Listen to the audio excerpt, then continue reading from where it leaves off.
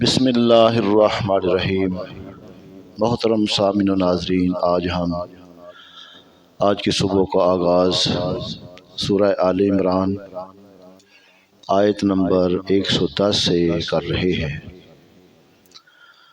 جس میں اللہ سبحانہ و تعالی امت محمدیہ کی شان و فضیلت بیان فرما رہا ہے۔ کنتم خیر امت اخرجت للناس، اے مسلمانوں تم بہترین امت ہو جو لوگوں کی ہدایت کے لیے ظاہر کی گئی۔ تامرون بالمعروف، تم بلائی کا حکم دیتے ہو، وتنہون عن المنکر، اور برائی سے منع کرتے ہو، وتؤمنون باللہ، اور اللہ پر ایمان رکھتے ہو۔ ولو آمن اہل الکتاب لکان خیرا لہم، اگر اہل کتاب بھی ایمان لے آتے تو ان کے لیے بہتر تھا۔ منہم المؤمنون واکثرهم الفاسقون، ان میں کچھ مسلمان ہیں اور ان کی اکثریت نافرمان ہے۔ یہودیوں میں سے نہ مالک بن صیف اور وہب بن یہوتا نے حضرت عبداللہ بن مسعود اور صحابہ کرام سے کہا کہ ہم تم سے افضل ہیں، ہمارا دین تمہارے دین سے بہتر ہے۔ تو اس وقت ان کے جواب میں یہ آیت کریمہ نازل ہوئی۔ اللہ سبحانہ و تعالی نے امت محمدیہ کو تمام امتوں سے افضل قرار دیا۔ حضرت علی المرتضیٰ رضی اللہ تعالیٰ عنہ سے روایت ہے، حضور اکرم صلی اللہ علیہ وآلہ وسلم نے ارشاد فرمایا، مجھے وہ کچھ عطا کیا گیا جو کسی اور نبی کو عطا نہیں کیا گیا۔ ہم نے عرض کی یا رسول اللہ، یا حبیب اللہ، وہ کیا ہیں؟ ارشاد فرمایا، روب کے ساتھ میری مدد کی گئی، مجھے زمین کی کنجیاں عطا کی گئی، میرا نام احمد رکھا گیا، میرے لیے مٹی کو پاکیزہ کرنے والی بنا دیا گیا، اور میری امت کو بہترین امت بنا دیا گیا۔ حدیث مبارکہ میں آتا ہے، عبداللہ بن عمر رضی اللہ تعالیٰ سے روایت ہے، سرکار کائنات صلی اللہ علیہ وآلہ وسلم نے فرمایا، اللہ تعالیٰ میری امت کو گمراہی پر جمع نہیں کرے گا، اور اللہ تعالیٰ کا دست رحمت جماعت پر ہے، اور جو جماعت سے جدا ہوا وہ دوزخ میں گیا۔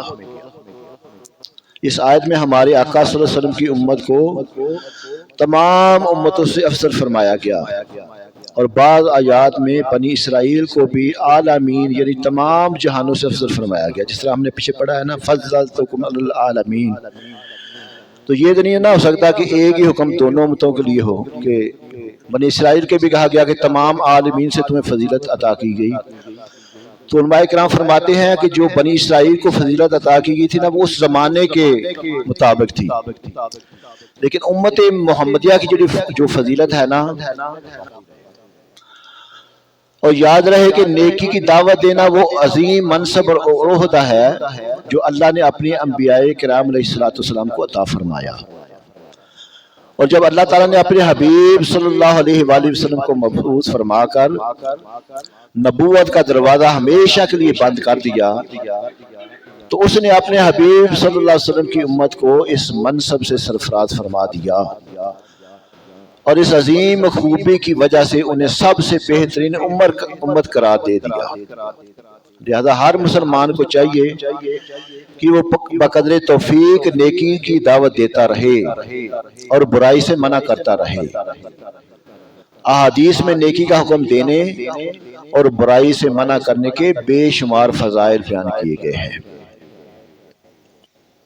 انس بن مالک سے روایت ہے، سرکار دو عالم صلی اللہ علیہ وسلم نے ارشاد فرمایا، کیا میں تمہیں ایسے لوگوں کے بارے میں خبر نہ دوں جو نہ انبیاء ہوں گے نہ شہداء میں سے ہوں گے، لیکن قیامت کے دن انبیاء علیہ السلام اور شہداء اور وہ لوگ نور کے ممبروں پر ہوں گے۔ صحابہ کرام نے کی وہ کون لوگ ہوں گے؟ ارشاد فرمایا یہ وہ لوگ ہیں جو اللہ کے بندوں کو اللہ کا پیارا بنا دیتے ہیں اور اللہ کو اس کے بندے کا محبوب بنا دیتے ہیں، اور وہ لوگوں کو نصیحت کرتے ہوئے زمین پر چلتے ہیں۔ تو عرض کی کہ وہ اللہ تعالیٰ کو اللہ کے بندوں کا محبوب بنا دیتے ہیں، یہ تو بات سمجھ آ رہی ہے، لیکن وہ اللہ تعالیٰ کے بندوں کو اللہ کا پیارا بندہ کیسے بناتے ہیں؟ تو ارشاد فرمایا کہ وہ لوگوں کو اللہ تعالیٰ کے پسندیدہ کاموں کا حکم دیتے ہیں اور اللہ تعالیٰ کے ناپسندیدہ کاموں سے منع کرتے ہیں، تو جب لوگ ان کی اطاعت کرتے ہیں تو اللہ تعالیٰ ان سے محبت فرمانے لگ جاتا ہے۔ لَن يَضُرُّوكُمْ إِلَّا أَذًى وَإِن يُقَاتِلُوكُمْ يُوَلُّوكُمُ الْأَدْبَارَ ثُمَّ لَا يُنصَرُونَ، اور فرمایا تمہیں ستانے کے علاوہ کوئی نقصان نہیں پہنچا سکیں گے، اور اگر تم سے لڑیں گے تو تمہارے سامنے سے پیٹھ پھیر جائیں گے، پھر ان کی مدد نہیں کی جائے گی۔ یہودیوں میں سے جو لوگ اسلام لائے تھے نا، جیسے حضرت عبداللہ بن سلام اور ان کے ساتھی، تو باقی ان کے نا دوست کہنے لگے کہ تم نے بہت گھاٹے کا سودا کیا ہے۔ سردار جو تھے نا باقی یہودیوں میں سے، ان کے دشمن ہو گئے اور انہیں تکلیف پہنچانے کی فکر میں لگے رہتے تھے۔ اس وقت یہ آیت کریمہ نازل ہوئی، اللہ تعالیٰ نے ایمان والوں کو مطمئن کر دیا کہ زبانی طعن و تشنیع اور دھمکیوں کے علاوہ یہ ان مسلمانوں کا کوئی نقصان نہیں پہنچا سکیں گے، اور غلبہ مسلمانوں کی ہی حاصل ہوگا، اور یہودیوں کا انجام ذلت اور رسوائی ہوگا۔ ضربت علیہم الذلہ اینما ثقفوا الا بحبل من اللہ وحبل من الناس، اور یہ جہاں بھی پائے جائیں گے ان پر ذلت مسلط کر دی جائے گی، سوائے اس کے کہ انہیں اللہ کی طرف سے سہارا مل جائے یا لوگوں کی طرف سے سہارا مل جائے۔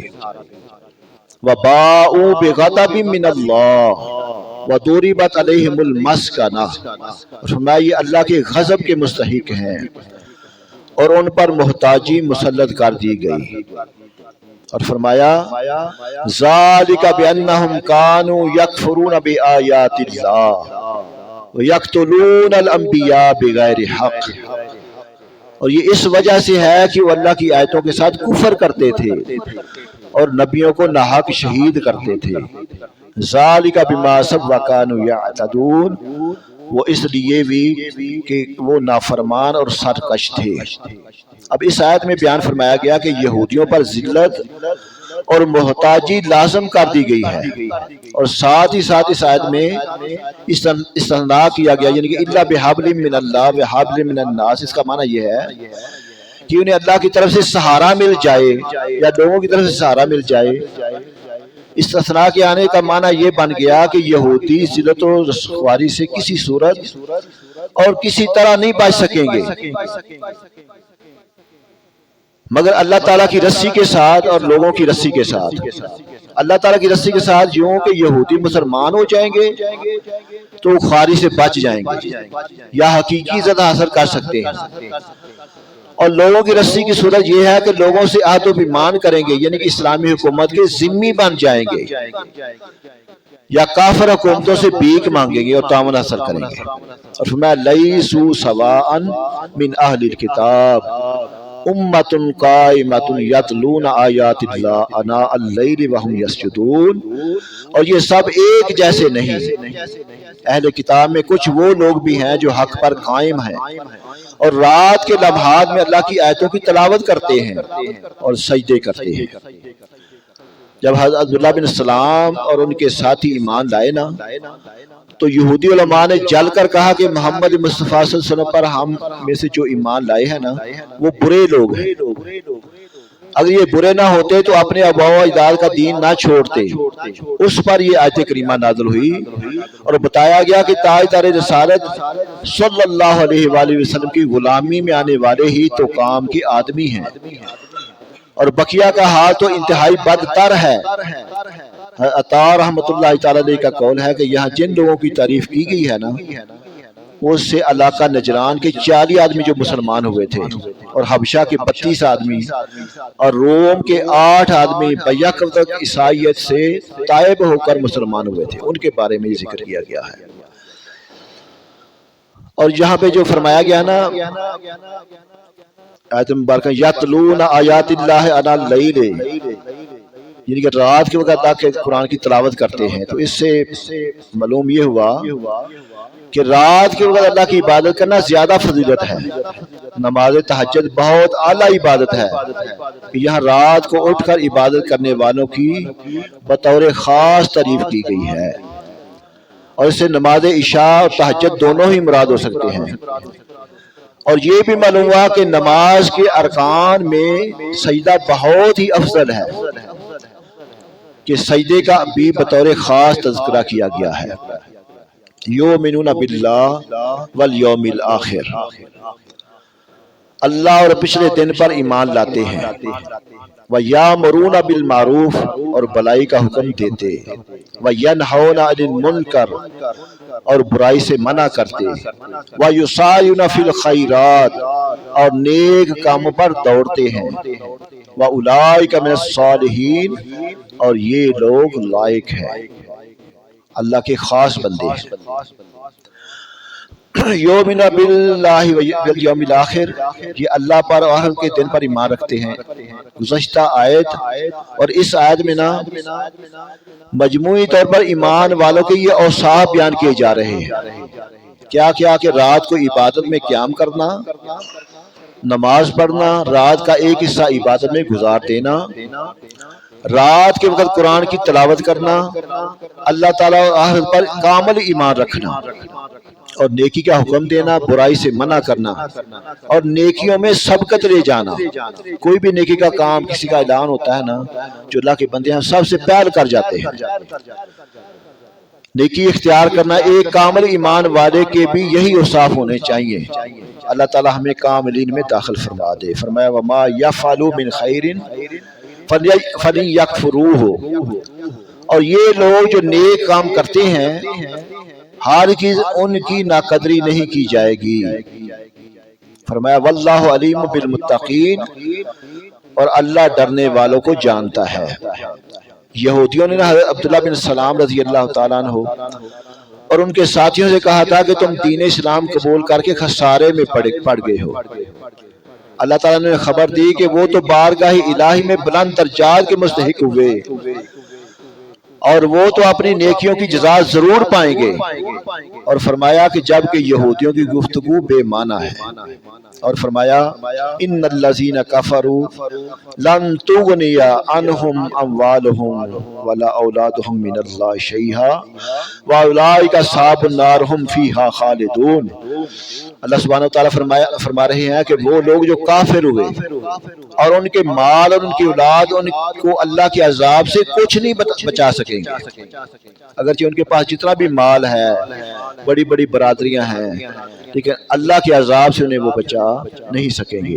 اور فرمایا یہی لوگ جہنمی ہیں اور یہ ہمیشہ جہنم میں رہیں گے۔